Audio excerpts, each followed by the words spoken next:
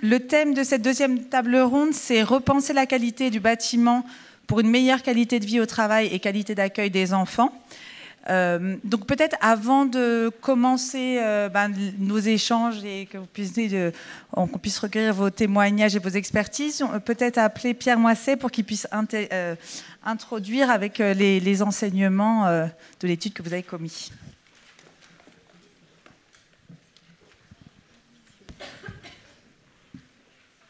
Bien, rebonjour pour les personnes qui étaient là ce matin et bonjour aux quelques personnes qui ont pu arriver en cours de journée.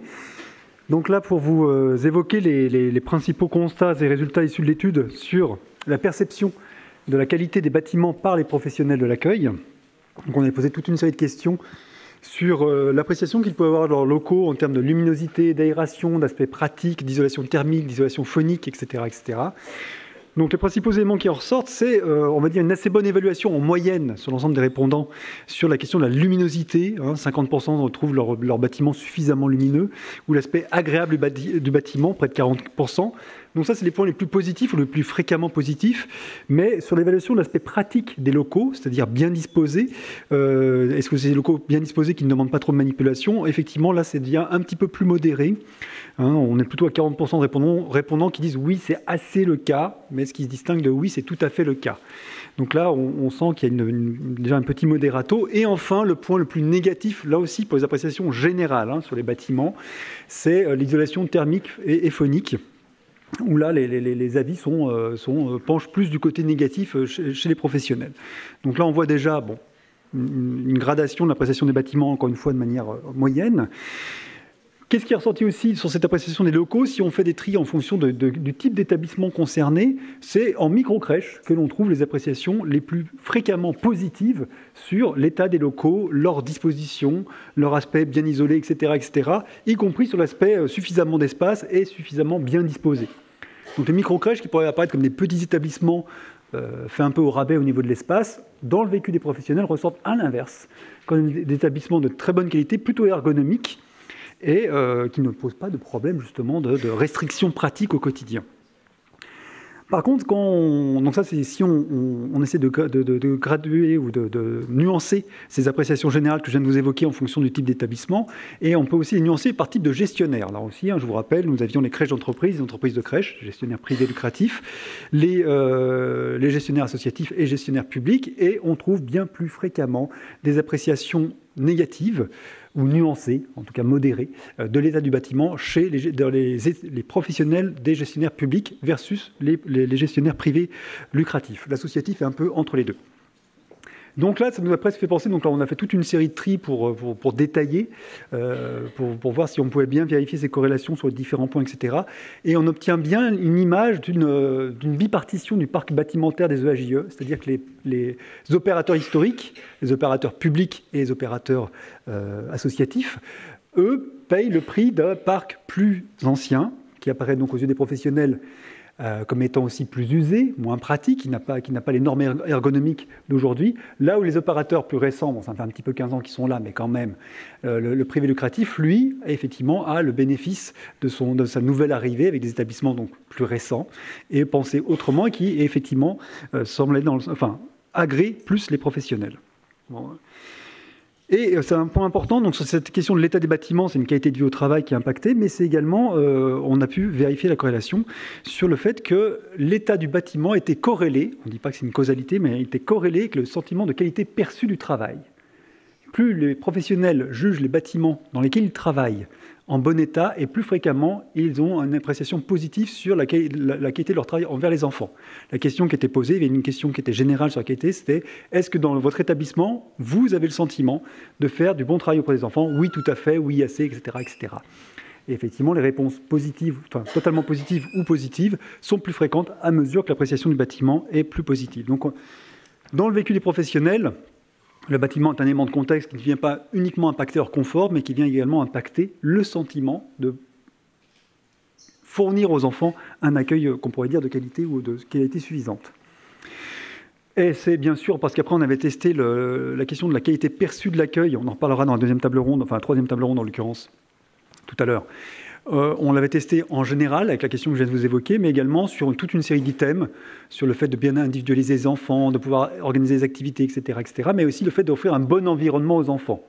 Et donc là, on voit que la corrélation entre l'état perçu des bâtiments par les professionnels et le sentiment d'offrir un bon environnement aux enfants est extrêmement forte. C'est-à-dire moins votre local est en bon état à vos yeux, et plus fréquemment vous avez le sentiment d'offrir aux enfants un environnement médiocre, voire très médiocre. Donc c'est effectivement tout à fait déterminant. Donc encore une fois, on n'est pas uniquement sur un élément de contexte, on est quelque chose qui imprègne assez nettement le vécu de la pratique par les professionnels.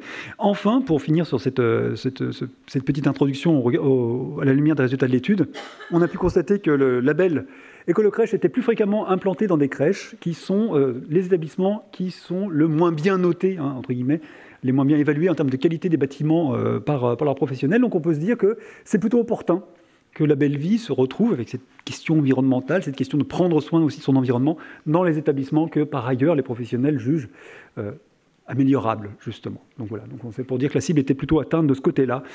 Si la belle vie était plutôt dans les micro-crèches qui sont plutôt tranquilles, on aurait pu se dire « ouais, c'est sympa, mais vous jouez sur un terrain facile ». Non, là, ils sont dans les vieilles crèches avec les bonnes grosses passoires thermiques et tout ça, donc c'est mieux. Voilà pour cette petite introduction. Merci.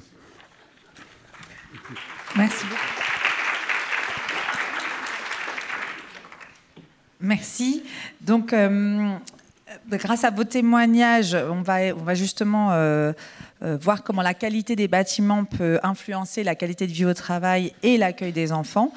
Je pense qu'on va pouvoir échanger ensemble sur tous les travaux qu'il est possible de réaliser pour améliorer le confort de travail des professionnels, les matériaux et les pratiques qui sont respectueuses de l'environnement, et aussi les possibilités d'accompagnement des gestionnaires qui sont proposés par les différents partenaires, CAF, PMI, collectivités territoriales. Donc je suis vraiment très heureuse d'animer cette table ronde avec vous. Donc, la première qui va se lancer, c'est Francine Baudouin-Brulé, donc qui est... comment ? Ah ben, c'est ma fiche, je suis désolée.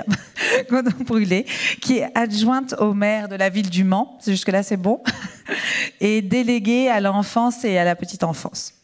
Donc peut-être commencer par nous présenter la structure Île aux enfants qui est implantée dans un quartier politique de la ville du Mans et notamment la dimension écologique de ce projet. D'abord, bonjour à chacun. Et je voulais commencer par vous remercier, en tout cas, les co-organisateurs, la CNAF, la Belle Vie et puis la DGCS, pour cette journée qui, moi, en tant que politique, est vraiment très intéressante puisque ça vient balayer les enjeux autour de la petite enfance.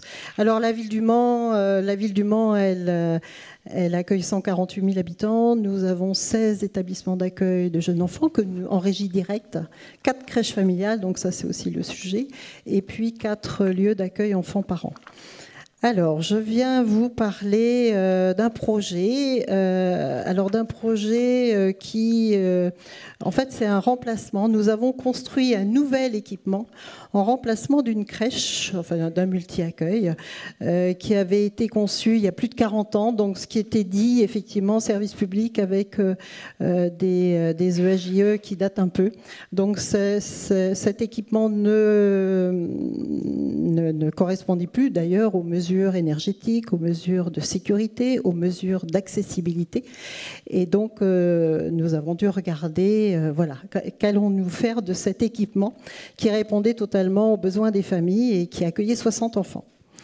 Donc évidemment, dans le cadre je vais vous situer le contexte, le quartier, parce que c'est un quartier, c'est le plus grand quartier de l'agglomération mancelle, avec ses 97 000 habitants, qui relève d'un quartier prioritaire, donc dans le cadre de la politique de la ville, et qui, je vais vous donner un peu quelques indicateurs, taux de pauvreté 59,8% contre 19,6% pour la commune. Taux d'emploi 37,4% contre 58,6% pour la commune. Et le taux de famille monoparentale allocataire, CAF, 29,8% contre 17,6% sur la commune. Donc c'est un quartier qui comprend 5 écoles maternelles, 5 écoles élémentaires, 2 collèges situés en REP+. Donc l'enjeu, notre volonté politique était vraiment d'abord de valoriser ce quartier prioritaire et de permettre à ses habitants d'avoir un très bel équipement, un bel équipement digne de ses habitants. Avec un équipement de qualité, ça c'était un de notre enjeu. Évidemment, l'autre enjeu est la démarche environnementale. C'est une démarche que nous avons pour toutes nos politiques publiques sur la ville, qui se décline dans tous les domaines, mais évidemment dans le domaine de la petite enfance. Donc il était évident que ce nouvel équipement soit conçu avec évidemment des matériaux biosourcés, enfin, qui s'inscrivent complètement dans une démarche écologique, avec par conséquence une amélioration du confort des professionnels. Et puis, évidemment, un enjeu de prévention éducative, parce que pour nous, c'est très important que l'enfant, on puisse le suivre, qu'il y ait un parcours pour cet enfant qui rentre à la crèche, mais qui va ensuite continuer dans les écoles. Et donc, le lieu a été choisi entre une école maternelle, tout près d'une école maternelle, d'une école élémentaire et de la restauration scolaire, ce qui permet évidemment à cet équipement d'être au centre de ce parcours éducatif. Et un enjeu de soutien à la fonction parentale et notamment en développement des places d'accueil, puisque sur Le Mans, enfin, peut-être nous ne sommes pas les seuls, nous sommes en manque de places d'accueil. Et donc cet équipement accueille 70 enfants. Nous sommes passés de 60 à 70 enfants. Donc, par rapport à la valorisation pour les habitants de ce quartier, nous avons suivi une démarche participative avec une enquête auprès des habitants et avec un lien avec les habitants, avec les acteurs locaux et les professionnels de la petite enfance. Et donc, ça a été mis entre les mains d'une architecte qui relève de la collectivité et qui a vraiment travaillé en lien avec tous ces acteurs pour respecter les besoins des habitants, mais aussi les besoins des professionnels de la petite enfance. Ça, c'était important pour nous. Au niveau de l'énergie et de cette dimension qui est importante, c'est un bâtiment qui a été construit en ossature bois avec un isolant biosourcé de la laine de bois, un plancher chauffant et avec un intermédiaire, c'est-à-dire il y a deux planchers pour justement permettre une isolation acoustique. Mais j'imagine que un beau projet comme ça a un coût quand même relativement élevé. Oui. Donc, comment vous avez réussi à faire? Quel partenaire vous avez mobilisé? Et voilà. Oui. Parce que c'est vraiment, voilà. Alors évidemment, c'est le projet de rêve. Vous allez voir les photos. Hein, ça va suivre. Mais cet équipement pour accueillir 70 enfants de plein pied. Et il a été conçu de plein pied pour faciliter aussi ce qu'on disait tout à l'heure, hein, les conditions de travail des professionnels, a coûté 2 464 000 € hors taxe. Et nous avons bénéficié d'un taux de subvention de 95%. Alors, évidemment, nous avons beaucoup de chance. Hein. La Caisse d'allocation familiale nous a soutenus en nous versant 674 000 €. Alors, évidemment, ça s'inscrit dans le cadre d'un développement des places. Et puis, toute la dimension sociale dont je n'ai pas évoqué, mais évidemment, cette crèche permet d'accueillir des enfants de familles dans le cadre favorisant le retour à l'emploi, la réinsertion professionnelle. Évidemment, d'accueil aussi d'enfants en situation de handicap. Nous avons des places de halte garderie et nous avons démarré tout un travail avec la mission locale, avec les centres de formation pour ce parcours de réinsertion. Donc l'État, dans le cadre de la dotation de soutien à l'investissement local, 400 000 €, et nous avons bénéficié de l'ANRU, 677 000 €. L'Union européenne, dans le cadre du FEDER, 600 000 €. Donc, total des subventions, 2 351 000 €, donc ce qui revient à charge de la ville, 112 000 € pour un projet de 2 400 000 €. C'est pas mal. C'est pas mal.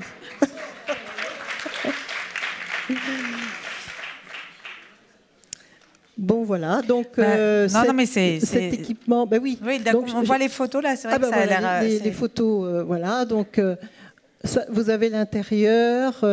Alors, ce qui a été important, c'est effectivement de limiter les déplacements des professionnels. Donc, dans cette crèche qui accueille 70 enfants, il y a 4 groupes différents, 4 petites crèches, et chacune est conçue pour vraiment permettre aux professionnels d'avoir une surveillance, et tous les lieux sont proches les uns des autres. Donc c'est vraiment un accès libre des enfants et en même temps avec les adultes puissent... Voilà, avec un accès direct, les 4 groupes différents, les 4 micro-crèches on va dire, ont un accès direct sur des jardins, chacun a son jardin, puisque la dimension végétale était aussi importante, il fallait absolument que les enfants soient accueillis dans de bonnes conditions avec des jardins. Voilà, donc qu'est-ce que je peux vous dire? Les plafonds, hein, là ça se voit pas bien, mais le plafond aussi a été pensé avec des panneaux absorbants au niveau du bruit. Ça c'est très important. Voilà pour les locaux. Qu'est-ce que je peux vous dire d'autre? On va peut-être passer la parole à Patricia Rouleau, qui est fondatrice et gérante de la microcrèche Montessori labellisée La Belle Vie à Pantin.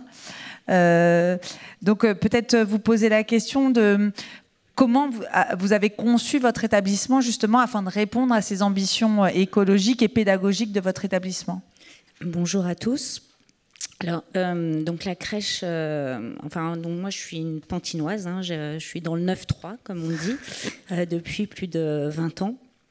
Et donc après un parcours salarial très classique, une deuxième partie de vie, j'ai eu envie d'ouvrir cette micro-crèche. Déjà, en fait, nous, au sein de notre famille, hein, comme vous tous, on faisait des petits gestes écologiques, etc. Donc, forcément, cette micro-crèche devait se mettre dans cette dynamique d'écologie. J'ai rencontré, c'est mon architecte petite enfance, qui est une ancienne responsable technique de crèche, qui m'a parlé en 2019, lorsque je l'ai rencontré, du label Écolo-Crèche. Et tout de suite, ça m'a complètement séduit. Et je me suis dit, mais c'est une chance extraordinaire, je vais pouvoir concevoir une boîte, une crèche, la plus écologique possible. Et puis après, on mettra une équipe et une directrice qui va animer tout ça. Mais faisons-la la plus écologique possible. Il y a plus de 20 ans, avant qu'on arrive à Pantin, nous, moi je suis une vieille hein, voilà, et j'ai 3 enfants, dont un qui a 21 ans, et on a ouvert à Paris une crèche parentale. C'était une des premières crèches parentales sous Delanoë qui favorisait l'ouverture de ces crèches. Et à l'ouverture de la crèche, la crèche était juste magnifique, sauf que l'architecte n'avait pas du tout pensé, par exemple, au confort phonique de la crèche. Et je nous vois, nous, jeunes parents, la trentaine, venir tout un week-end mettre des dalles phoniques parce que la résonance et le bruit étaient extrêmement forts. Donc, typiquement, pour cette crèche, l'un des principaux acteurs qui a travaillé, c'est un ingénieur acousticien. Il est venu, hein, vous allez voir les locaux, hein, on a hérité d'une sorte de grand plateau vide, voilà, avec un sous-sol. Et donc, on l'a fait travailler énormément sur le bruit, parce que je voulais absolument qu'il y ait un confort phonique pour les professionnels, les enfants, les familles et tous les prestataires au maximum, avec pas de résonance, pas de réverbération. Donc l'ingénieur acousticien a énormément travaillé. Après, les choses ont été très simples. On a fait travailler donc cet architecte qui connaissait parfaitement ce qu'était. Parce que moi, je viens pas du tout du milieu de la petite enfance, mais elle savait exactement ce que l'on pouvait faire et comment de façon ergonomique. Toute une équipe de crèche pouvait travailler. Donc c'est elle qui a conçu les plans de cette façon-là. Les artisans qu'on a fait travailler, l'artisan qu'on a fait travailler était RGE, était aussi Éco-Artisan et Calibat. Et puis après, moi, j'avais un cahier des charges très précis. Donc, par exemple, je me suis battue parce qu'ils ne voulaient pas, parce que ça coûte. Alors, en termes de coût, c'est pas beaucoup plus élevé, mais en tout cas, ça prend beaucoup plus de main-d'œuvre. Je parle par exemple, on a fait recouvrir tout l'intérieur de la crèche de peinture dépolluante. Et ben, une peinture dépolluante, il y a 3 ans, c'est pas une couche, c'est pas 2 couches, c'est 3 couches pour que vraiment ça prenne. Et voilà. Donc lui, ça lui coûtait par exemple plus de main-d'œuvre. Donc peinture dépolluante, sol souple, sans dégagement de COV. Lumière, on a énormément travaillé aussi sur la lumière. On voulait absolument, moi je voulais pas du tout une lumière directe sur les enfants, donc c'est des dalles lumineuses qui imitent la lumière naturelle, des grandes ouvertures. On a fait changer toutes les fenêtres au niveau confort aussi d'aération. Donc voilà, donc on a travaillé sur la lumière, le son, le thermique, c'est de la biofibre aussi qu'on a fait installer. Et du coup, vous voyez aussi le mobilier, c'est que du mobilier en bois. Avec un prestataire qui travaille en Bretagne et qui fait que du mobilier enfant avec sans vernis ni quoi que ce soit. Et puis on a fait travailler aussi un menuisier sur mesure. Là, ce que vous voyez qui est vertical, ce sont des caches radiateurs. Voilà, donc qui ne travaille qu'avec du bois français, pareil. Et la terrasse que vous avez vue à l'extérieur, c'est en acacia. Donc du coup, on a pu concevoir une crèche un peu, en tout cas, le plus écologique possible. Voilà. C'est super. Mais par contre, comment et pourquoi vous avez intégré cette dimension et pour le confort aussi des professionnels? C'est ça qui est aussi intéressant.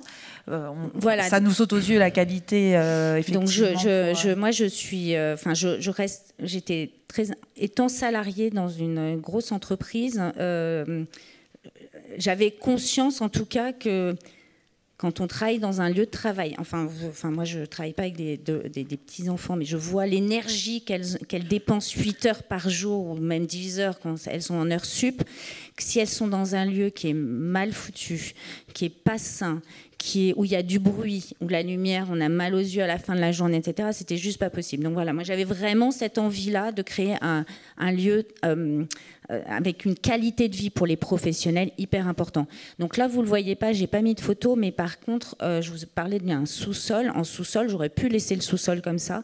Et en fait, on a investi plus de 60 mètres carrés dans le sous-sol juste pour en faire un local pour le personnel. Donc elles ont une douche. Elles ont une immense cuisine avec un salon, un canapé sur lequel elles viennent faire leur sieste parce que elles ont 1 heure de pause et puis que moi je veux qu'elles tiennent à cette pause, donc elles viennent se reposer là. Voilà, elles ont aussi je voulais faire vraiment très attention à la qualité de vie au travail. Dans cette grosse entreprise dans laquelle j'étais, on commençait à parler en 2015 du bonheur au travail et de notifier le bonheur au travail. Voilà, donc j'étais imprégnée de ça. Voilà, qu'est-ce qu'il y a d'autre? On ne le voit pas à l'extérieur, mais pareil, je pense que ça fait partie du bâtiment. Mais moi, je promeus les transports en circulation douce ou en transport en commun. Donc on est à 200 mètres d'une station de métro, sur la ligne 5. Mais du coup, j'ai voulu les faire venir aussi pour toutes celles qui habitaient à proximité en vélo ou en trottinette. Voilà. Et donc on a fait mettre un énorme abri vélo. Voilà, qui est toujours plein d'ailleurs, parce que maintenant elles sont pratiquement 4 sur 6 à venir en vélo. Et donc là, on a été, je ne sais pas si vous savez, au moment du Covid, il y avait coup de pouce alvéole, en fait, qui permettait de mettre des abris vélo avec une subvention faite par l'État. Voilà. Très bien. Merci beaucoup. Peut-être on peut...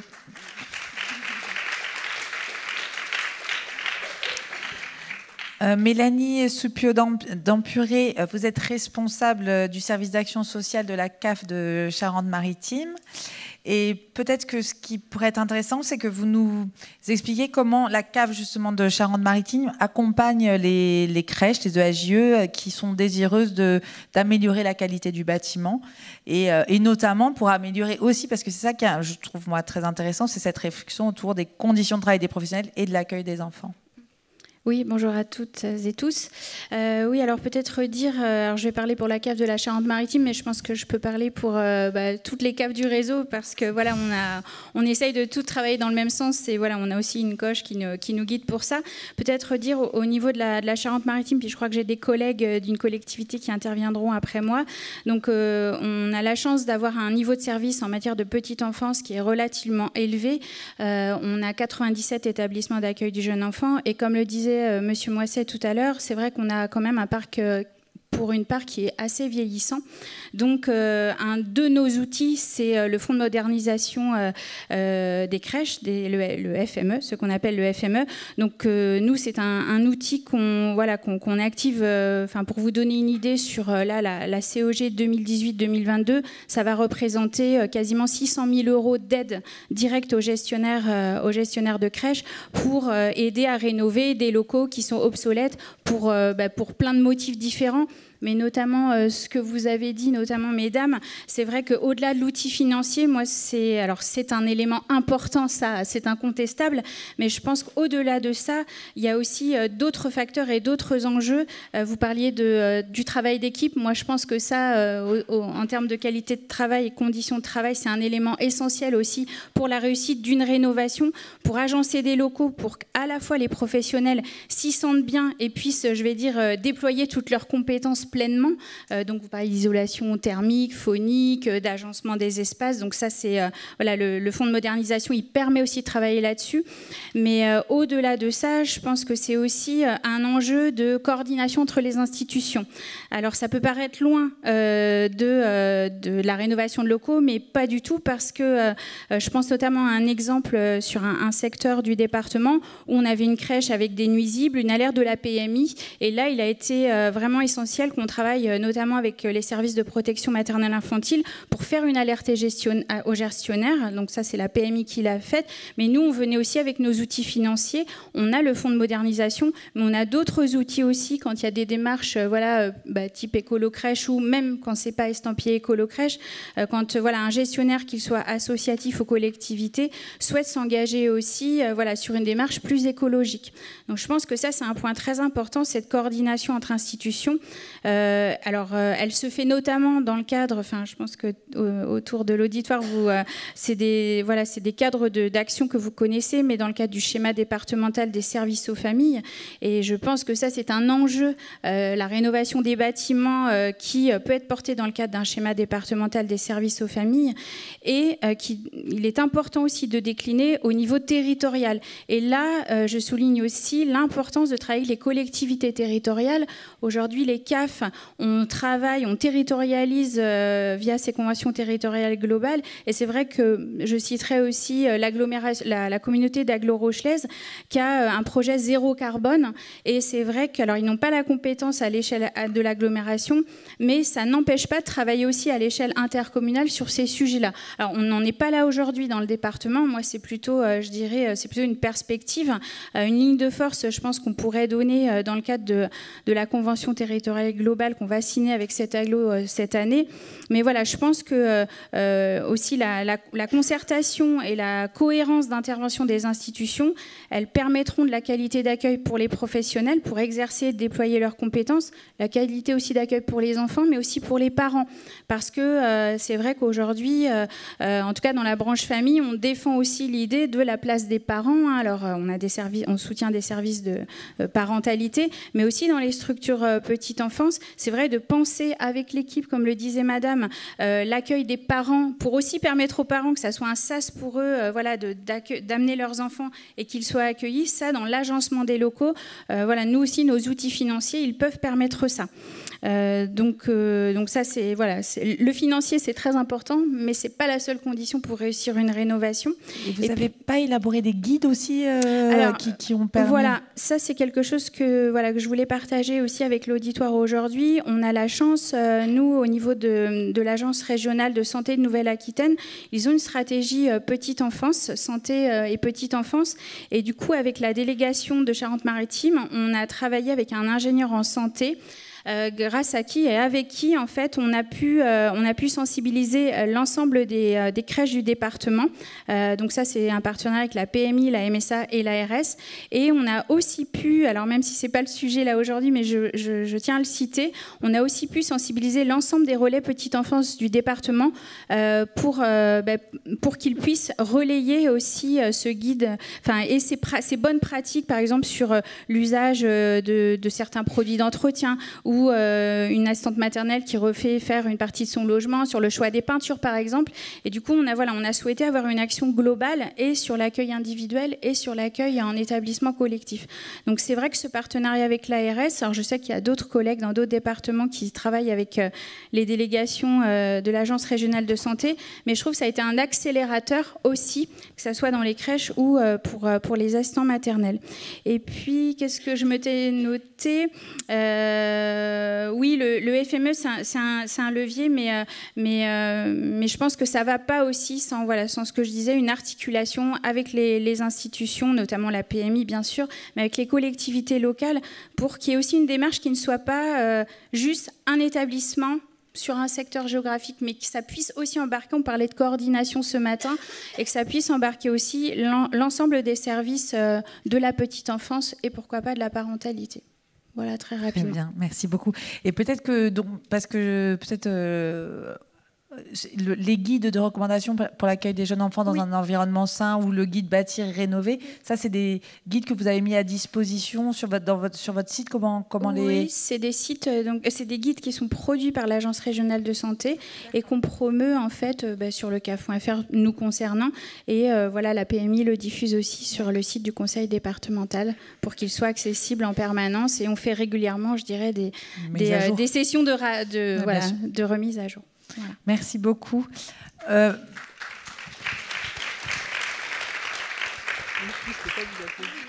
On va se connecter à distance à Stéphane Gomez, qui est chargé de coordination territoriale de la communauté de communes de Saintonge. Et je crois qu'il y a aussi Madame Courtin, si je ne dis pas de bêtises, responsable... Ah oui, elle est bien là. Qui est responsable de la halte garderie Roule-Coccinelle. Donc...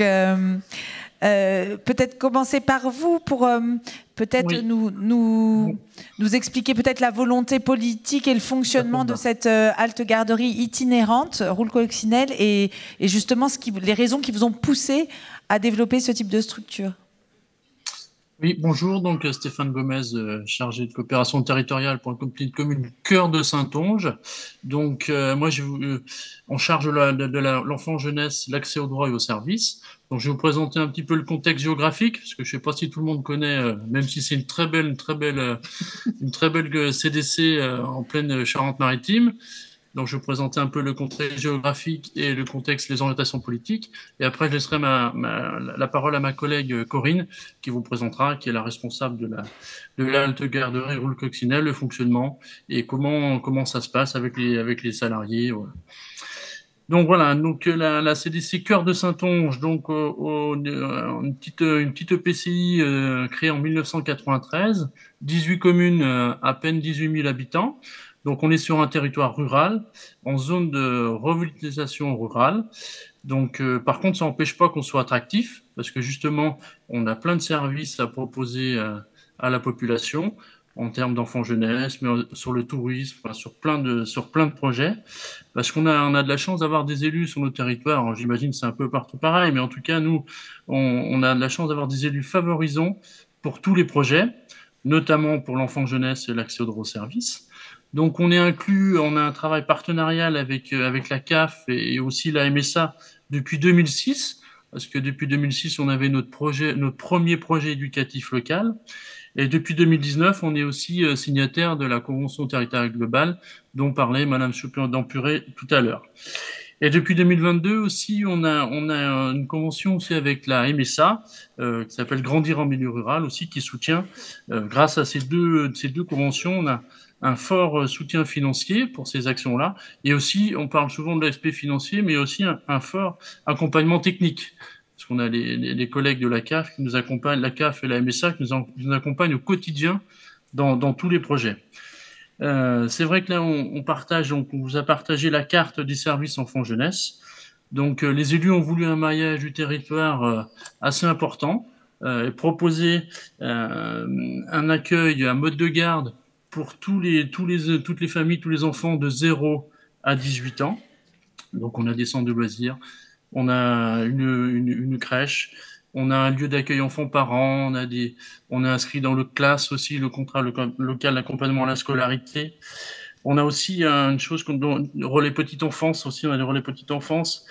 On a aussi un secteur jeunesse, là aussi on est fiers de ce secteur jeunesse avec 4 locaux jeunes, avec des projets où c'est vrai que qui ne sont pas partout, notamment autour de la mobilité. On a un projet aussi, on a un projet où on accompagne les jeunes dans le passage du permis AM, l'ancien BSR. Après, on les accompagne sur la route pour qu'ils prennent confiance en eux, qu'ils prennent de l'expérience sur la route. On a aussi des chantiers jeunes. C'est vrai que voilà, c'est des projets qu'on défend parce que c'est important. Donc on accompagne à la fois des structures qui sont en gestion directe et des structures qui sont en délégation de service public avec une convention d'objectifs et de mission. Donc là, je vais passer la parole à Corinne, donc, qui est donc la directrice de l'association Les Petites Coccinelles, qui regroupe à la fois une crèche, un multi-accueil et une halte garderie.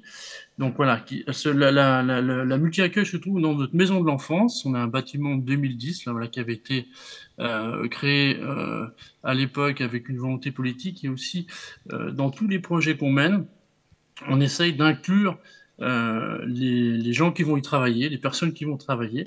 Donc à l'époque, on avait déjà fait participer les structures qui allaient à l'intérieur, notamment donc le multi-accueil, les relais petite enfance. On a les assistants sociaux aussi du département qui sont là. On a le plus grand centre de loisirs du territoire, le lieu d'accueil enfants-parents. Et c'est vrai que nous, sur le territoire, on essaye de travailler aussi en partenariat. C'est un des objectifs de la CTG, d'ailleurs, de la Convention territoriale globale. Et à chaque fois qu'on mène des projets, on essaye que tout le monde soit inclus. On a des projets aussi de territoire, aussi, pour que les salariés, les agents soient impliqués, que tout le monde se connaisse et qu'ils soient impliqués sur le territoire. On a notamment une fête de l'enfance et des familles, qui regroupe toutes les structures du territoire. On propose des animations sur une journée à toutes les familles du territoire.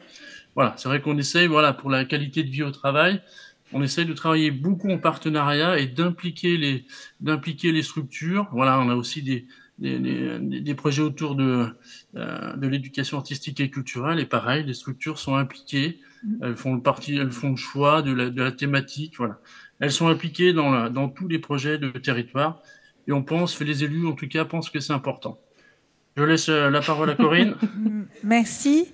Et surtout, peut-être bien nous parler plus précisément donc de cette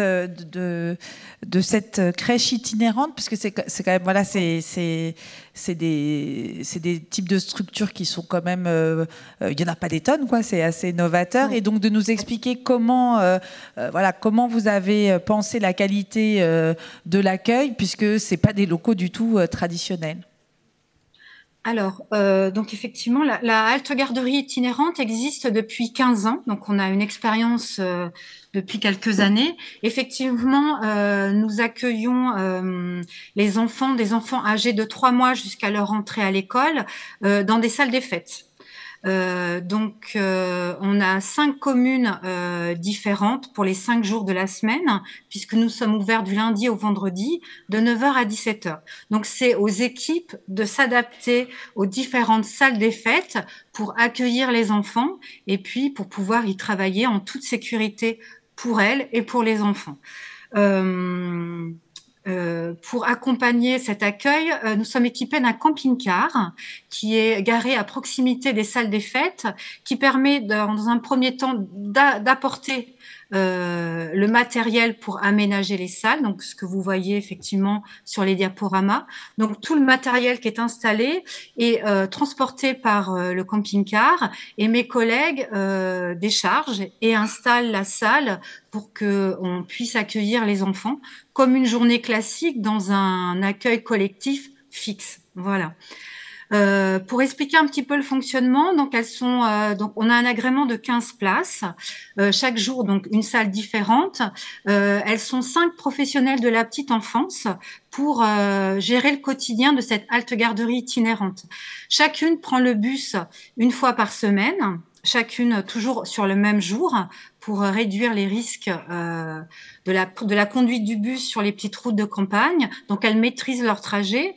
La première qui prend le bus le matin démarre à 8h, passe à la maison de l'enfance récupérer le linge propre, les couches, le matériel d'hygiène s'il y a besoin, les produits, et puis pose le caisson de livraison des repas. Voilà. Une fois qu'elle a fait ça, elle repart en direction de la salle où là, 2 collègues l'attendent à 8h30 et elles ont une demi-heure à 3 pour décharger le bus, installer la salle et surtout désinfecter les locaux qui sont pas désinfectés puisque c'est pas adapté à l'accueil de jeunes enfants et surtout sécuriser les lieux. Donc là, vous voyez, on a plein de barrières, on a plein de parcs, de plastique cloison, de systèmes débrouille pour effectivement que les enfants puissent s'épanouir dans la journée sans qu'ils prennent de risques et sans que ça soit trop compliqué aussi à surveiller pour les collègues. Donc voilà. À partir de 9h, l'accueil est ouvert aux enfants et aux parents, ceci jusqu'à 17h. Et toute la journée, nous fonctionnons comme un accueil collectif fixe avec les activités le matin. Voilà, après, donc là, vous voyez toutes les activités qui sont proposées. C'est vrai que le plus souvent, on a des grandes salles quand même, c'est un vrai bénéfice. On a des salles qui font plus de 100 mètres carrés. Donc après, mes collègues créent des espaces, effectivement, avec le matériel pour éviter que les enfants soient perdus dans ces grands volumes en fonction des thématiques. On est sur une approche aussi Montessori, donc on a réfléchi à effectivement l'aménagement de ces espaces. Et voilà. À partir de 11h15, livraison des repas. Donc, grâce à la Maison de l'Enfance, nous avons une restauration collective avec un cuisinier qui fabrique les repas sur place, donc qui vient nous livrer les repas. Et les enfants, après, mangent de 11h15 jusqu'à midi, midi et quart, voilà. Donc, on a nos tables, on a des tables de camping sur lesquelles on a coupé les pieds pour les mettre à la hauteur des enfants. Donc, c'est des tables qui sont assez légères, qui permettent la manutention plus facile et moins contraignante pour mes collègues. Donc, tout est un peu pensé comme ça pour alléger les temps de manutention du matériel facilement empilable, léger et manipulable. Voilà, donc tout a été réfléchi depuis plusieurs années. Donc, on profite évidemment des extérieurs. Les salles des fêtes souvent sont accompagnées de parcs, donc on est souvent à l'extérieur et également à côté de médiathèques de villages, donc on profite également de ces services. Alors je parlais du bus tout à l'heure qui était stationné, donc on le voit là sur la vignette de droite, le bus où mes collègues rechargent le matériel. Mais le bus également est équipé de matériel pour le soin et l'hygiène des enfants. À l'intérieur, il y a un petit toilette avec un point d'eau à hauteur d'enfant, mais nous avons également une table allongée avec un point d'eau. C'est des fois des espaces qui ne sont pas forcément adaptés dans les salles des fêtes pour l'accueil des enfants. Donc, on retrouve ce confort de travail à l'intérieur du bus. Voilà. À l'intérieur de ce bus également, il y a 6 couchettes. Dans lequel on fait dormir les enfants sur les temps de sieste. Mais nous avons également des lits parapluies que nous installons dans les salles des fêtes et souvent sur les scènes. Donc vous voyez derrière, là, sur la vignette de gauche, on a un rideau et les lits parapluies et d'autres lits sont installés pour faire dormir les enfants. Donc voilà. Donc c'est vrai que c'est plutôt aux équipes de s'adapter au lieu que le lieu s'adapte à nous. Voilà, on trouve des moyens. Depuis quelques années, avec une équipe qui commence à prendre de l'âge et qui est un peu fatiguée, on a mené toute une réflexion sur l'ergonomie au travail et l'itinérance.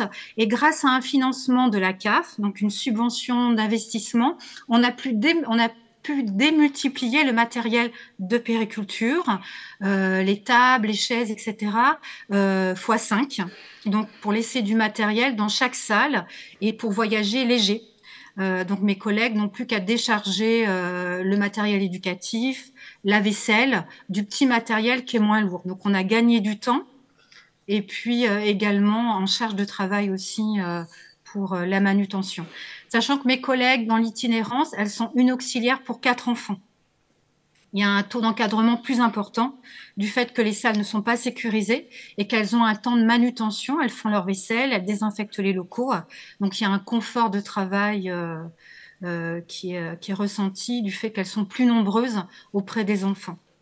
Donc, voilà pour la présentation globale. Après, c'est vrai que les plannings sont organisés de telle manière que la collègue qui prend le bus, elle fait une journée de 9h quand même, 9h10. Donc souvent, le lendemain matin, elle ne travaille pas. voilà, elle a quasi sa journée pour se reposer. Celle qui prend le bus fait la surveillance de sieste dans le bus pour pouvoir un peu souffler. Donc il y a plein de petites organisations qu'on a trouvées ensemble avec les équipes et puis les parents pour améliorer les conditions de travail des collègues. Voilà. Et après... Et au niveau de l'isolation phonique, parce que c'est ça aussi qui ne doit pas être évident de ce qu'on a entendu dans une salle des fêtes, ça ne doit pas forcément toujours être évident. Je pense qu'il y a des contraintes et des forces dans... Voilà, non. Oui, tout à fait. C'est pour ça qu'on a un agrément de 15 places, on n'a que 15 enfants dans des grandes salles des fêtes de 100 mètres carrés. C'est vrai qu'au niveau phonique, voilà, on fait attention à pas être trop nombreux. Hein. C'est vrai que dès que les enfants sont un peu plus nombreux, ça crie.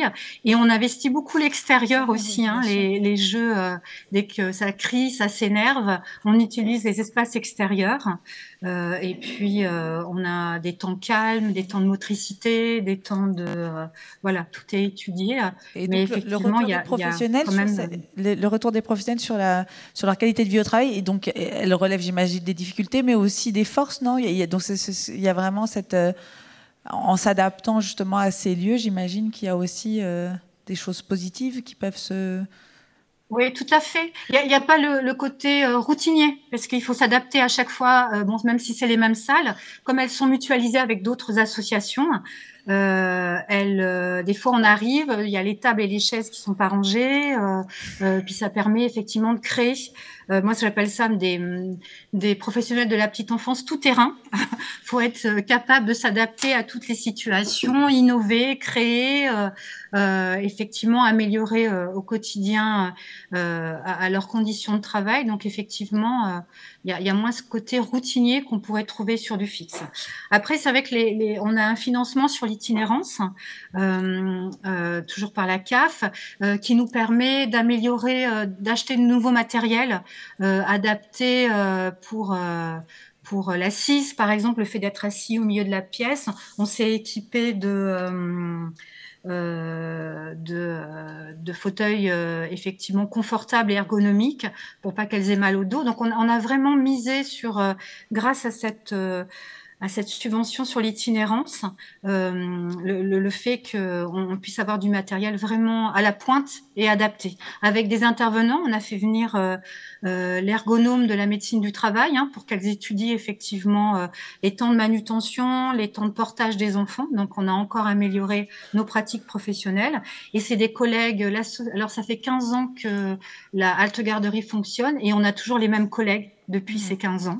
Donc ça montre quand même... Peut-être finir par peut-être un mot sur la qualité de l'accueil pour des enfants, justement, les retours que vous pouvez avoir sur ces crèches itinérantes.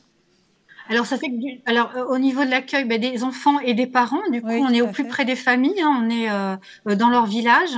C'est vrai que sur des petits groupes de 15, dans des grandes salles, en exploitant un maximum l'extérieur, il y a cette qualité d'accueil avec une auxiliaire pour 4 enfants aussi. Ça permet effectivement de proposer des activités adaptées aux enfants.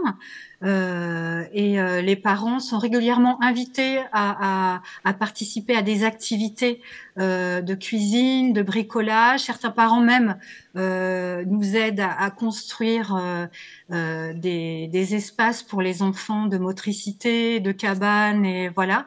Donc il y a le temps de l'accompagnement à la parentalité, puisque elles sont plus nombreuses auprès des enfants. Très bien, merci beaucoup. Peut-être passer à Madame Lydie Godefard. Vous êtes chargée de mission petite enfance et mode d'accueil à la DGCS, la Direction générale de la cohésion sociale du ministère. Et peut-être une première question. On sait que la réforme Norma a posé un cadre réglementaire par rapport aux locaux donc des EAJE, notamment dans le référentiel bâtimentaire. Est-ce que vous pouvez nous rappeler la philosophie de l'élaboration de ce référentiel et les principales avancées qu'il contient? Alors, je vais vous présenter un PowerPoint qui a été préparé justement à l'occasion et qui reprend le tout. Je veux bien la petite zapette, s'il vous plaît.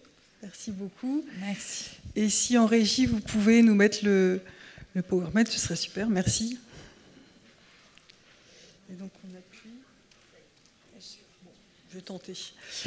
Alors, donc, je vais vous présenter donc, ce fameux référentiel national donc, qui s'appelle le référentiel national relatif aux exigences applicables aux établissements d'accueil du jeune enfant en matière de locaux, d'aménagement et d'affichage.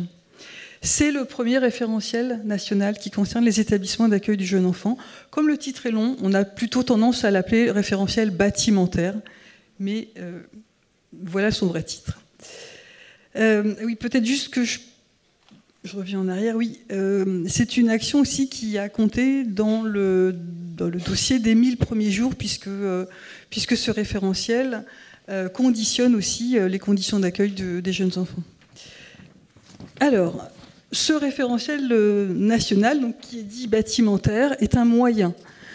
Il est au service des porteurs de projets, donc des gestionnaires et des équipes, pour asseoir leurs réflexions et leurs travaux sur le projet de l'établissement, son architecture, son aménagement, sa sécurité, ses conditions d'accueil et de travail.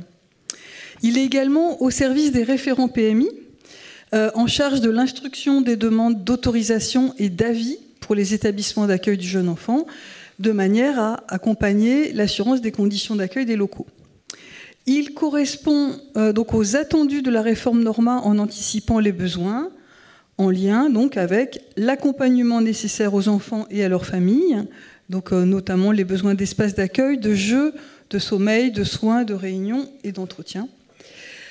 Pour ce qui concerne aussi l'accompagnement des membres de l'équipe, donc leurs besoins nécessaires à la qualité de vie au travail dans le cadre de l'activité d'accueil, les salles de personnel, de réunion, d'analyse de pratiques, les bureaux, mais également le matériel pour les adultes qui travaillent aussi dans les établissements, de façon à ce qu'ils puissent gagner en ergonomie, en opérationnalité et en confort.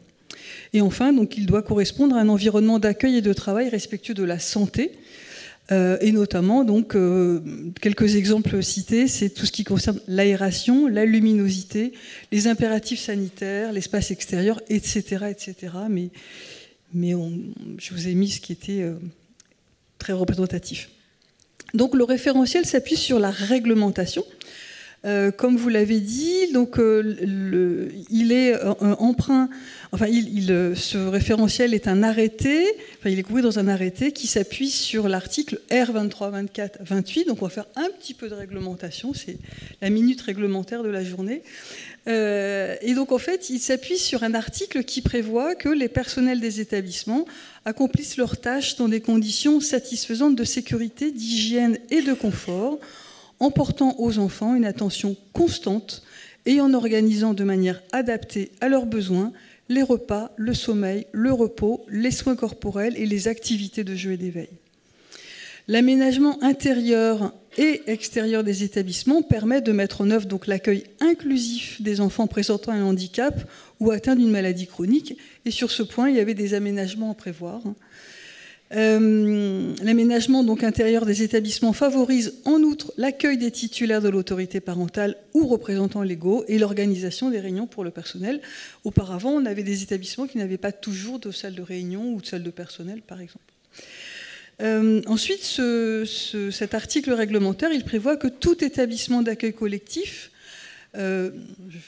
en général, enfin tous les établissements d'accueil doivent comprendre en tout cas une ou plusieurs unités d'accueil dans les conditions prévues donc au 2 de l'article R23-24-46 et au 3. Bon, je vais abréger parce que c'est très réglementaire. La minute réglementaire vient trop loin. Voilà, mais ça correspond à tout ce qui concerne l'équipe et la composition d'équipe.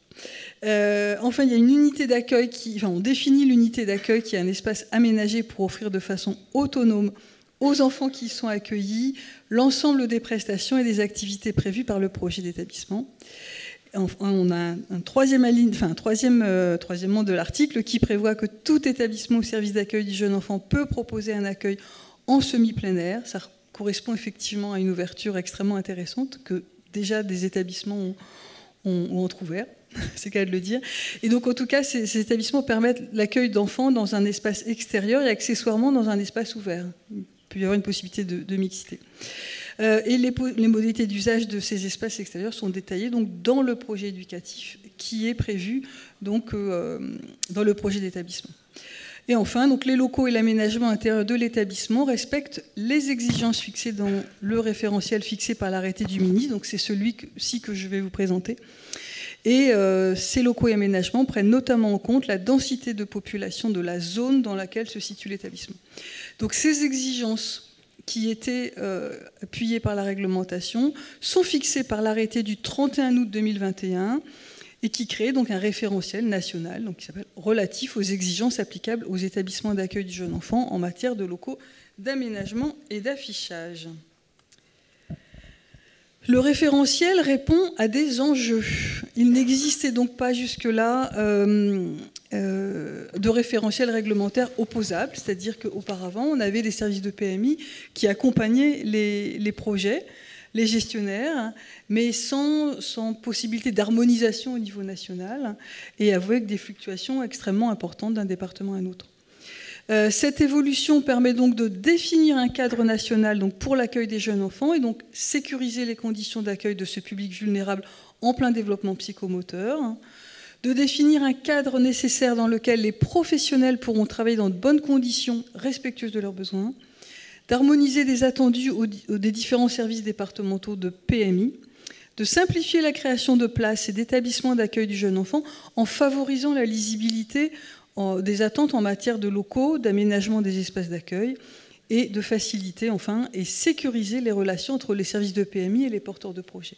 L'idée, c'est effectivement de limiter les éventuelles discussions, négociations qu'il y a en apportant un cadre vraiment national. Ce référentiel, il est empreint de plusieurs considérations. D'une part, il doit répondre aux besoins d'espace et d'aménagement donc spécifiques à l'accueil des jeunes enfants, donc comme on disait, c'est un public vulnérable en plein développement. Il est le lieu d'exercice professionnel d'au moins 200 000 professionnels petite enfance au quotidien. Il est aussi empreint de l'expérience des services de PMI en charge de l'accompagnement des projets. Et ces services de PMI doivent en tout cas garantir tout ce qui concerne la santé, la sécurité et les risques d'accidentologie dans les établissements. Il est également empreint, ce référentiel, de l'adaptation des espaces en faveur d'un accueil plus inclusif.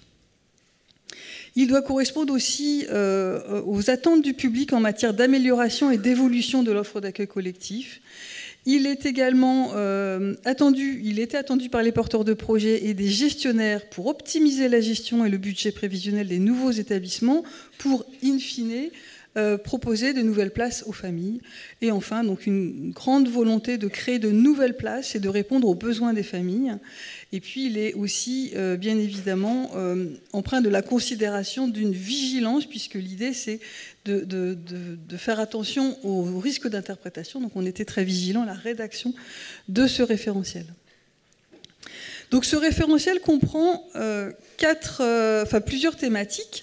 Il y a 4 titres concernant les particularités liées aux établissements collectifs, aux crèches familiales, aux accueils saisonniers et puis aux accueils en semi-plein air. Il y a 4 chapitres pour traiter donc l'environnement, l'espace intérieur, les espaces spécifiques, le matériel et l'équipement. Et il correspond à 70 indicateurs définis au total.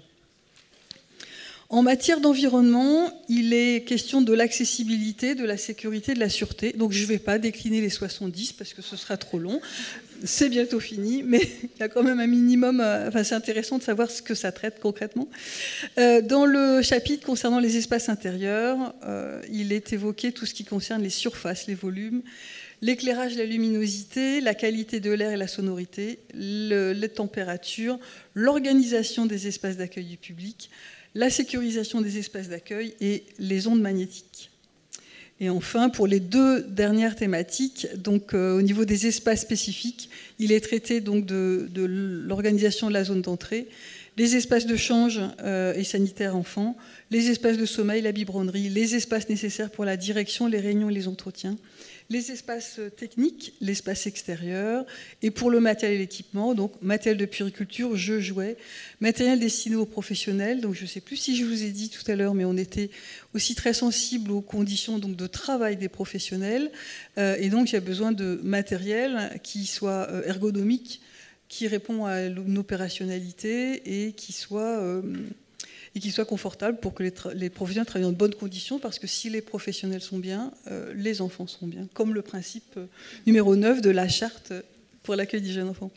Donc ça traite aussi du matériel de couchage, de l'hygiène et le matériel de communication interne.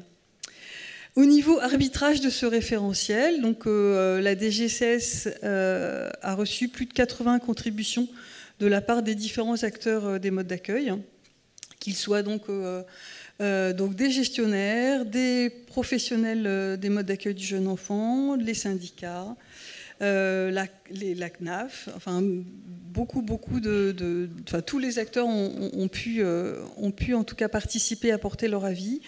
Les points d'arbitrage les plus conséquents ont porté sur les surfaces, sur l'éclairage et la luminosité naturelle, sur la sécurisation des espaces d'accueil, les espaces de change ou sanitaires, les espaces de sommeil, les espaces nécessaires pour la direction, les réunions, les entretiens, l'espace extérieur. Et à l'inverse, les dispositions les plus consensuelles ont porté sur l'accessibilité, la qualité de l'air et la sonorité, la température, l'organisation des espaces d'accueil du public, les ondes électromagnétiques, les espaces techniques, le matériel de puriculture, jeux et jouets, le matériel destiné aux professionnels, le matériel de couchage, l'hygiène, le matériel de communication interne, les dispositions pour les crèches familiales, les accueils saisonniers et en semi-plein air, le référentiel relatif à l'affichage d'informations dans les établissements. Au final, on a reçu 8000 informations à traiter pour aboutir à ce référentiel. Pour bientôt en terminer, donc l'entrée en vigueur de ce référentiel s'effectue selon 3 étapes différentes. Donc pour tous les établissements d'accueil du jeune enfant, depuis la parution de l'arrêté donc de juillet, en tout cas l'été 2021 et fin août 2021. Donc il y a 4 recommandations qui sont entrées en vigueur, donc c'est de la recommandation. Donc c'était immédiat. Pour les établissements existants ou qui avaient sollicité l'autorisation et l'avis avant le 1er septembre 2022, il y a 19 dispositions à appliquer au plus tard le 1er septembre 2026. Donc il y a un temps apporté justement aux gestionnaires pour se mettre en conformité sur ces 19 dispositions. Et enfin, pour tous les nouveaux établissements dont les autorisations à vie ont été sollicitées après le 1er septembre 2022, donc l'ensemble du référentiel doit être respecté complètement. Voilà, merci. Je vous remercie beaucoup.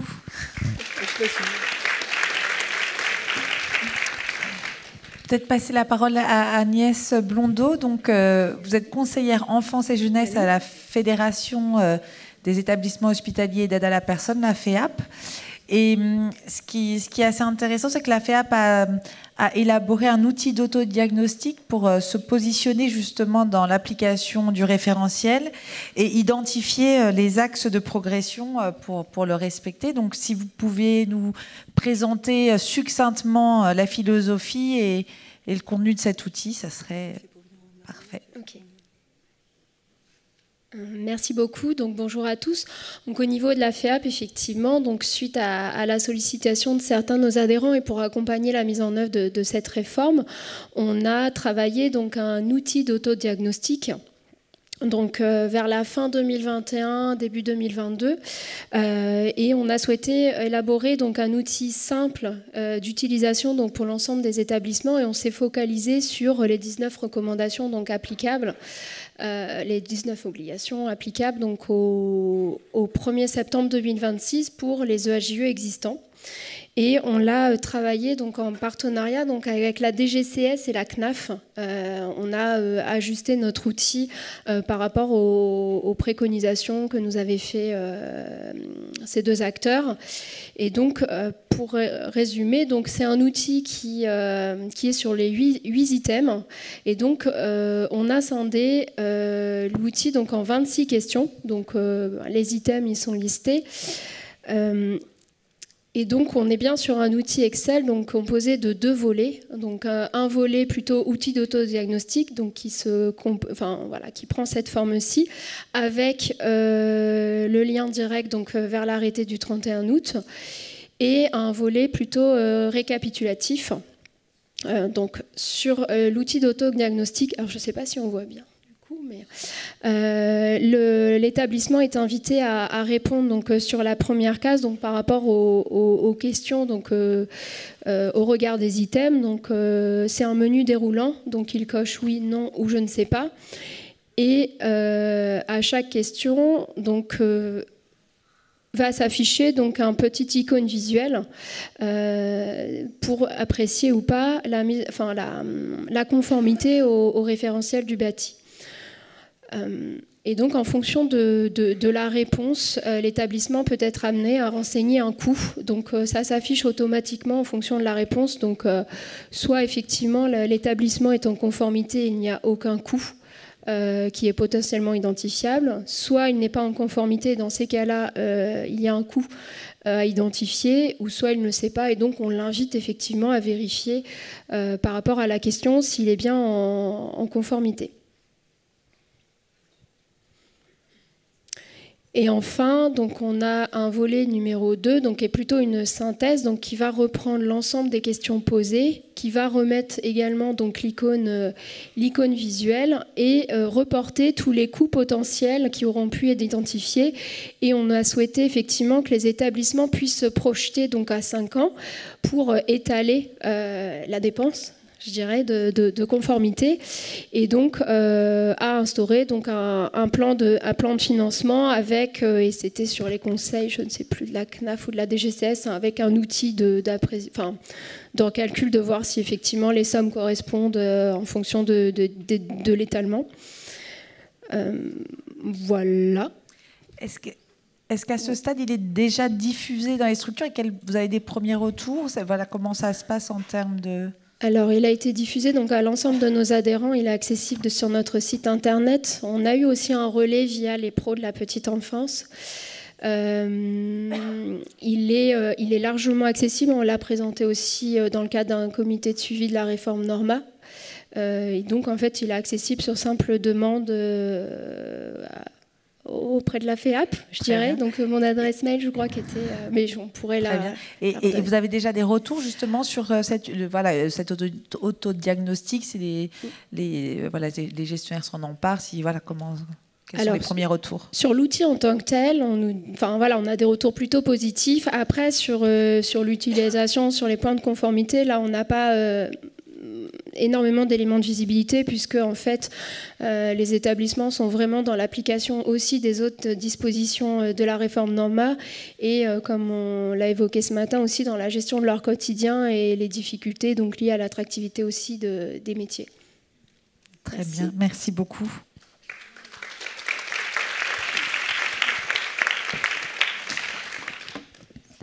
Donc Hélène de Sauvage, donc vous êtes référente accueil jeunes enfants et parentalité à la PMI d'Alpes-Maritimes. Donc peut-être nous exposer comment le Conseil départemental des Alpes-Maritimes s'est distingué dans son implication dans le Green Deal, de nous préciser un peu les grandes lignes, et voilà, pour comprendre un peu les contours. Oui, bonjour à tous. Donc effectivement, Hélène Desauvages, puricultrice, au sein d'une section qui s'appelle la section accueil jeunes enfants et parentalité, qui fait partie du service départemental de PMI.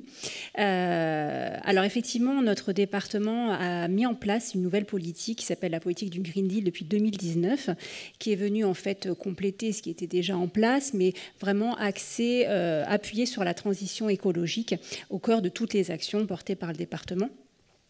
Cette politique, elle est transversale, donc elle s'applique à toutes les directions du département, et en l'occurrence la direction de l'enfance dont fait partie le service départemental de PMI.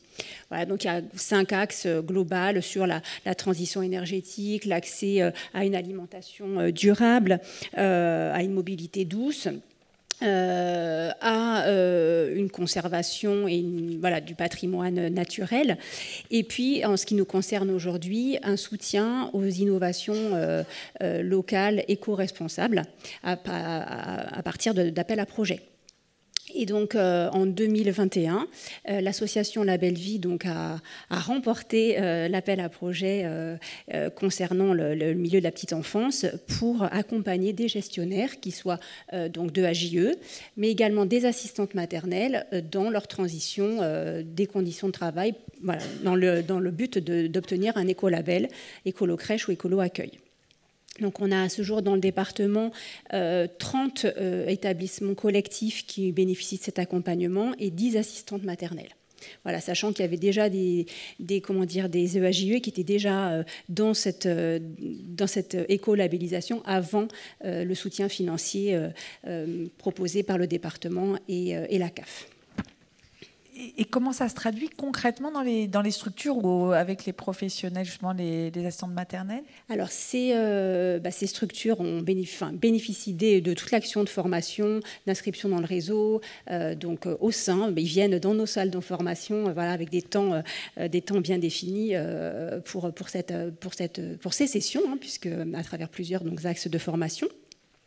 Donc c'est vrai que ça touche, nous on a sur le département environ 286 établissements d'accueil collectif, donc ça touche finalement une petite frange, mais c'est une première étape. Alors ce qu'il faut savoir, c'est que sur le département, on essaye d'avoir une sensibilisation globale à la santé environnementale. Alors pas qu'à travers l'association La Belle Vie, mais également aussi avec des partenariats type ARS, on en a parlé déjà tout à l'heure. On a donc tous les professionnels des maternités, par exemple, qui sont sensibilisés à la santé environnementale. Nous-mêmes, en tant que professionnels de PMI, on est tous également formés et sensibilisés. Donc ça fait finalement tache d'encre et non pas tache d'huile. On touche boule donc boule de neige positive. On va toucher donc forcément tous les parents, et puis de fait les assistantes maternelles, et puis de fait les accueils collectifs. Donc ça, c'est une des premières choses.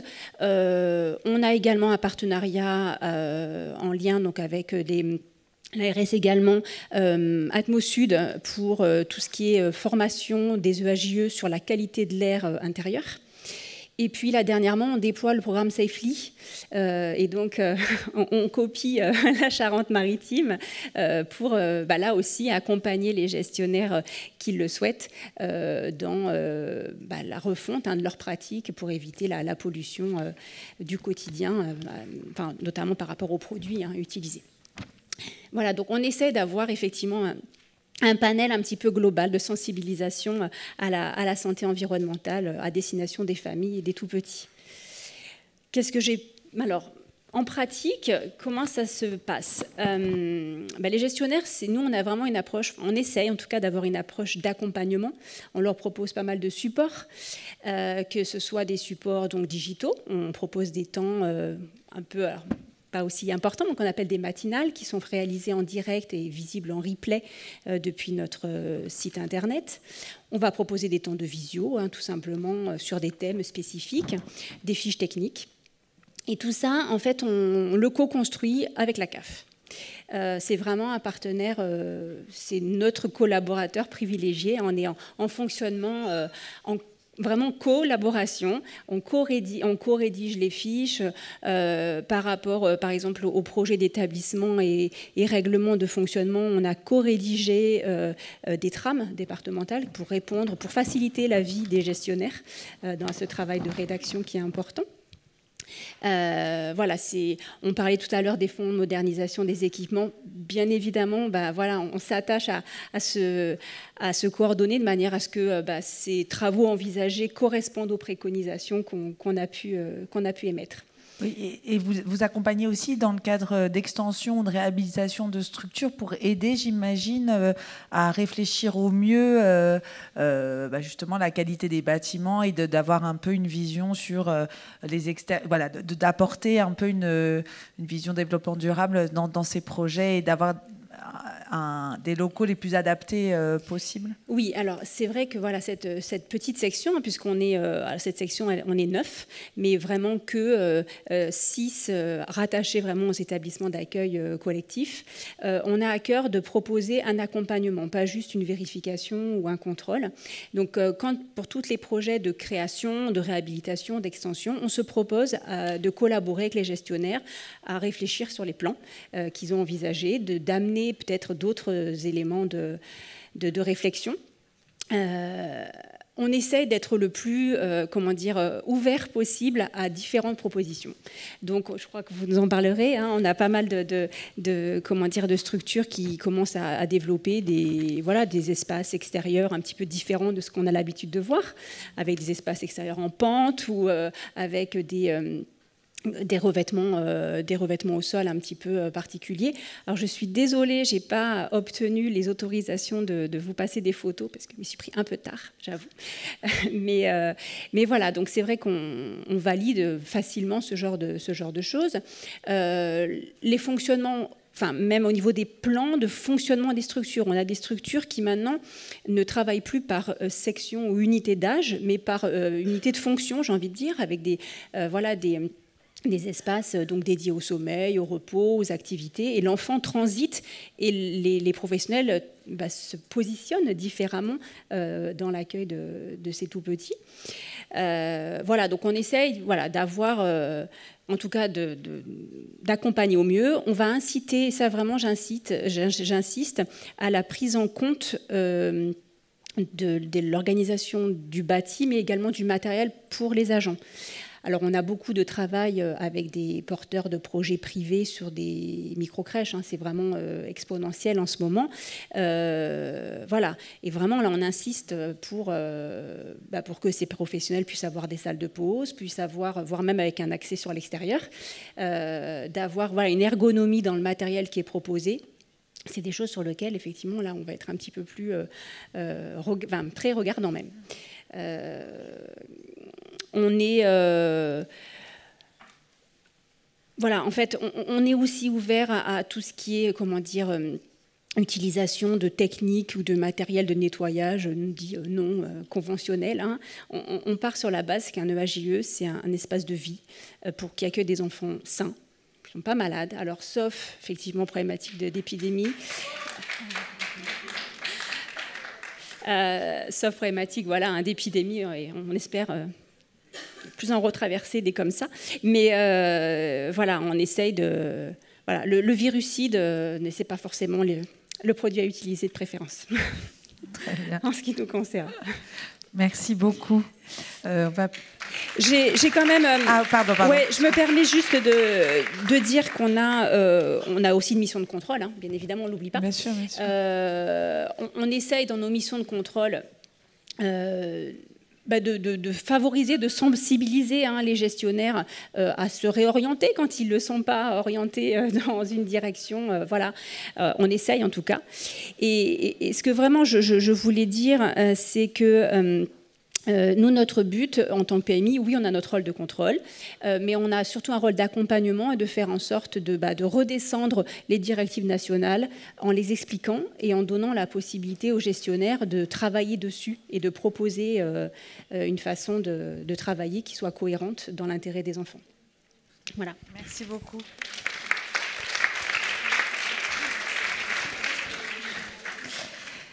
Stéphane Vasselin, vous êtes adjoint à la mairie de Lyon, délégué à la petite enfance, et on aimerait bien que vous nous présentiez un peu ce concept développé à la ville de Lyon d'accueil de crèches en plein air. Donc, pouvez-vous nous décrire un petit peu le principe et le fonctionnement de ces crèches ? Oui, alors les principes de la crèche de plein air, c'est tout simplement que les enfants soient accueillis tout au long de la journée, dehors, et soient accueillis dehors tout au long de l'année aussi, hein, que ce ne soit pas seulement sur les moments où il fait beau et où le temps est plus propice à ça. Alors évidemment, si on regarde les établissements qui existent, hein, déjà aujourd'hui, notamment il y en a à Paris, plusieurs, qui ont donc un fonctionnement établi avec la PMI de Paris, et donc ils ne doivent fermer qu'en cas de très fortes intempéries, pluie vraiment diluvienne, vent très violent, ou alors température un peu extrême, aussi bien en termes de chaleur qu'en termes de froid. Ceci dit, il n'y a que 5 à 8 jours maximum qui sont impactés chaque année, donc le fonctionnement ne s'en trouve pas fortement altéré. Les familles savent évidemment que ça peut arriver, et donc sont préparées à ces éventualités de devoir revenir chercher leur enfant si un tel cas de figure se présentait en cours de journée. Alors au-delà de ça, ces crèches de plein air, justement, le but c'est d'avoir aussi un bâti qui soit extrêmement condensé. Condensé sur ce qui existe éventuellement déjà dans le lieu où la crèche de plein air aurait été identifiée, ou bien à construire. Et dans ce cas, l'idée c'est vraiment de partir sur des bâtis vraiment très légers, du type tiny house, chalet, roulotte même, hein, j'en parlais juste avant cette table ronde avec une chercheuse qui travaille du côté de l'Alsace. Et le but c'est aussi d'artificialiser évidemment très peu de sol, hein, et même ne pas en artificialiser du tout, hein, c'est vraiment ce qu'on veut s'efforcer de faire. Et ça en prime, mais ce n'est évidemment pas le but initial, l'avantage de présenter un budget moindre en termes de construction par rapport à ce que peut représenter une crèche classique. Là, sur une crèche de plein air pour environ 20-25 berceaux, on est sur des budgets d'environ 500 000 euros, là où on serait sur plutôt 2,5 millions, 3 millions pour une crèche classique. Alors à Lyon, on a déjà 4 projets qui sont en cours, hein, qui sont vraiment sur les rails et qui vont voir le jour dans les toutes prochaines années. Le but, c'est vraiment qu'on puisse en faire d'autres. On va faire ces modèles-là aussi bien sur des fonctionnements halte-garderie, mais on tient aussi à en essayer au moins un et sans doute 2 sur un modèle de crèche, c'est-à-dire avec un accueil hebdomadaire des enfants, toute la semaine, hein, j'entends. Et le but, ça va être vraiment qu'on en fasse notre standard de développement des futurs projets de crèche. On veut vraiment que ce soit ça, le plan A, quand on a une opportunité foncière notamment pour pouvoir installer une crèche, et bien qu'on réfléchisse avant tout, est-ce que ça peut convenir à une crèche de plein air? Et si ça n'est pas le cas, dans ce cas, on le travaille plus sur un angle semi-plein air ou classique selon la qualité de l'extérieur. Mais le but, c'est vraiment d'en faire le nouveau standard. Ça rejoint d'ailleurs les interventions précédentes, hein, et d'ailleurs j'invite ma voisine à s'installer à Lyon, hein, je serais ravi d'avoir une telle interlocutrice à la PMI. Parce que oui, on a des discussions pour le coup assez animées avec notre PMI sur ces sujets-là, notamment en ce qui concerne le référentiel bâtimentaire. Et donc ce qu'on nous oppose par exemple, hein, actuellement, enfin pas qu'on nous oppose, parce qu'au final ça se fera, mais ce qu'on nous explique, c'est que c'est un peu embêtant, parce que dans le référentiel bâtimentaire, il est par exemple indiqué qu'il faut qu'il y ait un dortoir en intérieur, et donc que les berceaux soient en intérieur, alors que c'est antinomique avec le concept même de la crèche de plein air, où évidemment le but c'est que les enfants puissent dormir dehors, évidemment avec un abri, hein, que ce soit une toile tendue, que ce soit une pergola, un préau, selon évidemment les opportunités du lieu, mais la sieste doit pouvoir être dehors, et ça ne doit pas être un élément de blocage. Alors les bienfaits à ça, ils sont très très nombreux, hein. Les bienfaits pour les enfants évidemment, c'est un meilleur sommeil d'ailleurs, c'est attesté, c'est des meilleures défenses immunitaires, c'est une meilleure concentration, c'est un meilleur développement de la motricité, également un meilleur développement de la préhension fine, le fait de manipuler tout ce qui est petits matériaux comme la terre, les feuilles mortes, les branches de bois, c'est extrêmement bon pour leur préhension fine. C'est aussi un moyen quelque part de pouvoir développer des activités totalement mixtes, et donc de s'affranchir aussi des stéréotypes de genre qui peuvent s'appliquer avec les jouets très rapidement. C'est également une baisse de l'agressivité. Ça, c'est quelque chose qui m'a beaucoup marqué, que l'association de la Croix-Saint-Simon, qui a différentes crèches de plein air ici à Paris et des crèches intérieures, nous expliquait que c'était flagrant pour elle à quel point il y avait moins d'agressivité dans les crèches de plein air par rapport à des crèches classiques. Et elle nous parlait notamment du nombre de morsures qu'elle pouvait constater. Et donc en crèche de plein air, c'est inexistant, là où malheureusement ce sont des choses qui arrivent en crèche intérieure. Et donc ça joue aussi sur la qualité de vie au travail, sur évidemment le bien-être des professionnels dans ces crèches-là. D'ailleurs, leur verbatim à propos de leur expérience entre une crèche classique et une crèche de plein air, c'est que pour un moment, elles voudraient retourner dans des crèches classiques, ces professionnels qui exercent en crèche de plein air. Elles nous disaient que le soir, quand elles rentrent chez elles, elles sont rincées, hein, elles ont une fatigue, mais une bonne fatigue.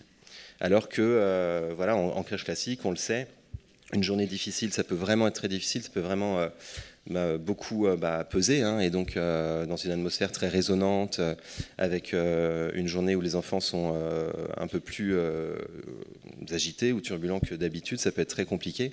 Et ça, c'est des choses qui se ressentent beaucoup moins, pour ne pas dire pas du tout, en crèche de plein air, parce que forcément l'acoustique n'a absolument rien à voir. La qualité de l'air n'a rien à voir par rapport à la qualité de l'air intérieur, notamment aussi pour le sommeil. Et donc ça fait que, quelque part, ces professionnels, on sent qu'elles ne sont pas en perte de sens par rapport à leur métier. Là où c'est des choses que moi j'entends souvent auprès de professionnels dans des crèches plus classiques, cette notion de la perte de sens quand il faut gérer notamment toutes les contraintes qu'il y a eu avec le Covid, quand là il faut gérer toutes les contraintes sans fin de la pénurie de recrutement, avec le turnover que ça génère et donc les habitudes qui doivent être changées, reprises en permanence en fonction des nouvelles personnes. C'est quelque chose qu'on entend beaucoup moins du coup avec les professionnels de crèche de plein air, parce que quelque part, déjà il y a moins d'absentéisme. Alors ça c'est un élément... Un autre élément que nous expliquait cette association parisienne, ça rejoint d'ailleurs, je crois, quelque chose qui a été évoqué ce matin, on en avait parlé avec Claire Grelot il y a quelques jours, le fait que dans les crèches labellisées écolo-crèches, il y a un absentéisme moins important que dans d'autres crèches. Et ma conviction, c'est que si on trouve ça aussi dans les crèches de plein air, c'est parce que le sens des métiers, cet aspect de pédagogie, d'épanouissement, d'éveil, il est vraiment en permanence rappelé aux équipes, et il n'y a pas besoin finalement d'y repenser pour se le redire. Et donc ce côté de l'épanouissement et de l'éveil, elles l'ont voilà, sous leurs yeux tout au long de la journée, tout au long de l'année, et je suis assez convaincu que du coup ce modèle-là aura aussi pour effet de permettre de renforcer à la fois l'attractivité de ces métiers, aussi de faire baisser l'absentéisme, de faire baisser les détours de carrière qui vont faire que ces professionnels quittent leur profession initiale. Et c'est aussi un moyen, je pense, de faire changer l'image du grand public sur ces métiers-là, parce que le fait d'être en plein air, donc c'est d'être aussi plus visible du grand public, sans être évidemment... en plein centre-ville sur une place centrale, c'est vraiment pas le but, mais si on regarde d'ailleurs des crèches qui existent ici à Paris, on a une sur le Champ de Mars qui peut être vue par n'importe qui, sans pour autant que ce soit le zoo bien entendu, mais on peut à la fois avoir des crèches qui sont préservées de par leur environnement immédiat et à la fois visibles des habitants, et rendre ces métiers-là de cette manière-là plus visibles, ça va sans doute aider à susciter aussi davantage de vocations. Et je prendrai l'exemple en cela des crèches au Danemark qui sont toutes sur des modèles comparables.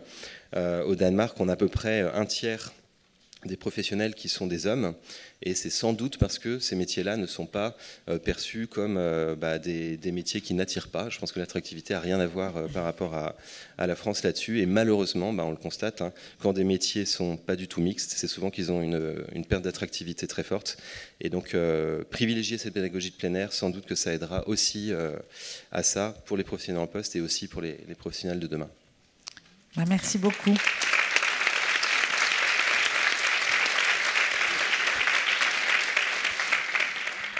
Je suis désolée, on a pris un peu... Mais il y avait beaucoup d'intervenants et beaucoup de témoignages très intéressants. Mais peut-être prendre quelques questions de la salle, parce que ça serait... Voilà, si vous avez...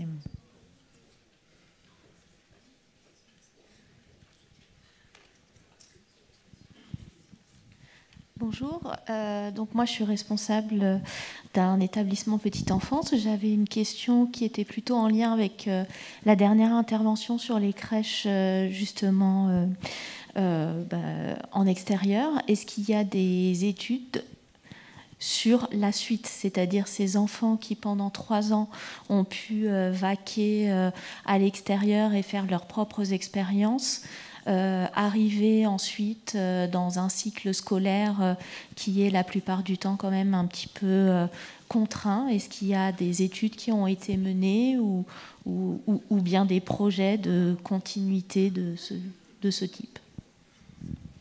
Alors, Pour ce qui concerne la ville de Lyon, du coup, on travaille sur cette continuité justement dans les écoles, et donc on impulse aussi au niveau des écoles maternelles et primaires cette dimension de la pédagogie de plein air. Et donc on a créé tout un réseau d'enseignants volontaires qui compte déjà quelques dizaines de membres et qui se développe de façon assez exponentielle, qui justement souhaitent mettre en œuvre la classe dehors et donc le faire tout au long de l'année, à raison d'au moins une journée par semaine. Et donc on essaye du coup de aussi stimuler ça en parallèle pour qu'on évite justement cette fin abrupte entre la pédagogie de plein air à la crèche qui s'arrêterait un peu de manière trop brutale au niveau de l'école. Donc ça, on y travaille. Après, pour votre question sur les études, j'ai pas là personnellement en tête des études à citer, mais j'imagine qu'il doit en exister. Peut-être d'ailleurs que quelqu'un dans l'Assemblée serait plus calé que moi sur le sujet, pourra peut-être répondre.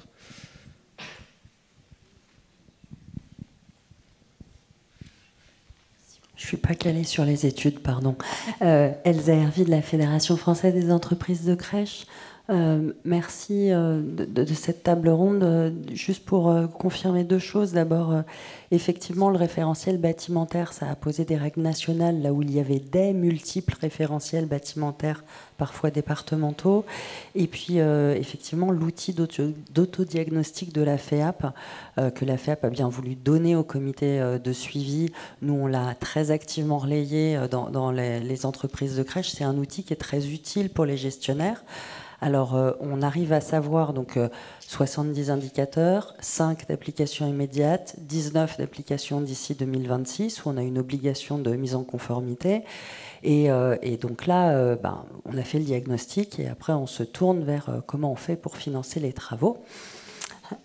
Donc je me tourne vers ceux qui bientôt vont signer une convention d'objectifs et de gestion. Et donc on espère que dans la convention d'objectifs et de gestion 2023-2027, il y aura et cet enjeu de mise aux normes du référentiel bâtimentaire, mais aussi plus globalement de garder à l'esprit l'enseignement de l'étude de Pierre Moisset, qui est que ça fait partie de l'amélioration de la qualité de vie au travail de nos professionnels, que pas juste leur proposer un bâtiment aux normes, mais un bâtiment ergonomique qui leur permet d'accueillir les enfants et elles-mêmes et eux-mêmes d'évoluer tous ensemble en pleine sérénité et pleine santé. Donc, est-ce que ce sera un des points majeurs et d'accompagnement des autorités dans le cadre de la future convention d'objectifs et de gestion?